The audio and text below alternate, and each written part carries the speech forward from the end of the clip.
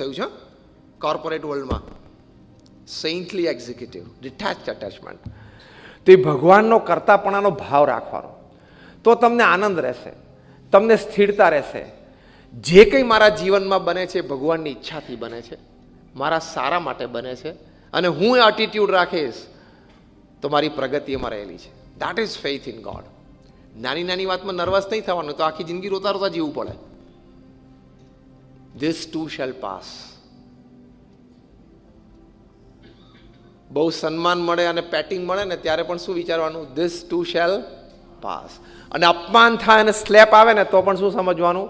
This too shall pass. એટલે આપણી stability disturb થવી ના જોઈએ. એ સિદ્ધાંત આપણા અધ્યાત્મનો છે, તો અસ્તિત્વનો આનંદ.